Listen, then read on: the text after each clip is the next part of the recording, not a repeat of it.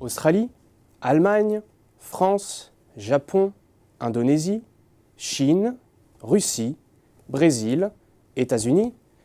Invariablement, le poids des dépenses de santé s'alourdit dans le PIB des pays occidentaux ou émergents. Ces dépenses vont même s'accélérer d'ici 2024 selon l'étude Xerfi Global. De quoi favoriser l'essor des technologies médicales, un marché déjà en progression de près de 4% par an depuis 2009 pour un chiffre d'affaires de 363 milliards d'euros en 2018. Un marché qui rassemble les dispositifs d'imagerie, les diagnostics in vitro, les appareils thérapeutiques comme ceux utilisés en ophtalmologie ou en chirurgie générale, et enfin les fournitures pour les actes chirurgicaux. Plusieurs facteurs sociodémographiques concourent à l'inflation des dépenses de santé à travers le monde. D'abord l'accroissement de la population urbaine, qui passera de 3,6 milliards d'individus en 2013 à 5,1 milliards en 2030. Cet exode rural s'accompagnera d'une prévalence croissante de maladies liées au mode de vie citadin, comme l'obésité, le diabète ou les maladies cardiovasculaires. Le développement de la classe moyenne joue aussi. Passant de 27% à 58% de la population totale d'ici 2030, cette évolution se traduira par une meilleure couverture des soins, une plus grande structuration de l'offre de santé et donc des besoins plus importants en matériel médical. Avec le vieillissement de la population mondiale, les maladies chroniques se développent également. La part des personnes de plus de 65 ans représentait ainsi 17% de la population des marchés développés en 2015. Elle atteindra 25% en 2040.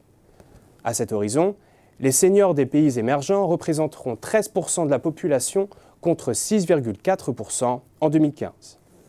Bien que les pays émergents ne génèrent qu'une part relativement faible des revenus des medtech, ces zones renferment un potentiel de croissance substantiel à long terme, en particulier la Chine et l'Inde. Comme vous pouvez le voir, les dépenses de santé par habitant de la plupart des grands pays émergents ont déjà augmenté depuis 2000 plus rapidement que celles des économies matures. De 22% en 2010, puis 26% en 2015, les pays émergents représenteront 35% des dépenses de santé mondiales d'ici 2025.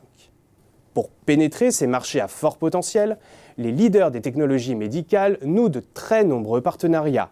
Le recours à des tiers pour extraire la valeur se révèle même un trait distinctif des medtech, championnes toutes catégories des fusions, acquisitions, alliances ou partenariats. Majoritairement constitué de PME focalisées sur un ou plusieurs produits, le secteur rassemble quelques entreprises globalisées, à l'instar de Medtronic, Johnson & Johnson, Philips, GE Healthcare et Abbott. 5 acteurs qui totalisent 27% des parts de marché et qui recourent très largement à la croissance externe pour se développer, notamment en jetant leur dévolu sur les PME les plus prometteuses. Cette logique d'ouverture est d'autant plus nécessaire que les medtech se doivent de prendre le virage de l'e-santé, des robots chirurgicaux et des technologies non invasives, et pour ce faire, s'entourer d'un écosystème de start-up innovantes ou prendre des participations dans ces structures. En tissant de tels liens, ces acteurs se prémunissent partiellement de la concurrence croissante de groupes technologiques puissants, à l'instar de Google ou Microsoft, qui investissent massivement dans les technologies d'intelligence artificielle et le big data appliqué au domaine médical.